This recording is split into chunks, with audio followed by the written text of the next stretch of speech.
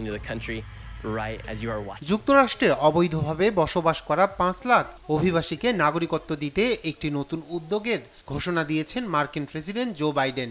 সেই ঘোষণার কয়েকদিন যেতে না যেতেই এবার নির্বাচনকে সামনে রেখে অভিবাসন ইস্যুতে সুর নরম করলেন মার্কিন সাবেক প্রেসিডেন্ট ডোনাল্ড ট্রাম্প। পুনরায় প্রেসিডেন্ট নির্বাচিত হলে কলেজগুলো থেকে গ্রাজুয়েট করা বিদেশি শিক্ষার্থীদের গ্রিন কার্ড দেওয়ার প্রতিশ্রুতি দিয়েছেন তিনি। গ্রিন কার্ড হলো যুক্তরাষ্ট্রে স্থায়ীভাবে বসবাস ও কাজ করার অনুমতি। এর মাধ্যমেই মূলত নাগরিক হওয়ার পথ সুগম হয়।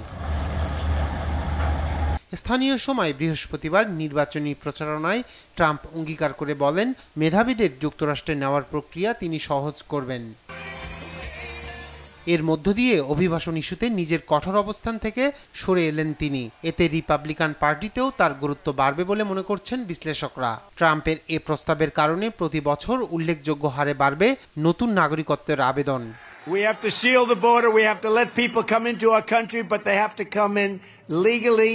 তবে অবৈধ অভিবাসন প্রত্যাশীদের বিতাড়িত করার ব্যাপারে অনড় রয়েছেন সাবেক এই মার্কিন প্রেসিডেন্ট। এক্ষেত্রে বাইডেনের সমালোচনাও করেন তিনি। রায়হান কবির শুভ্র, নিউজ ডেস্ক, দেশ টিভি।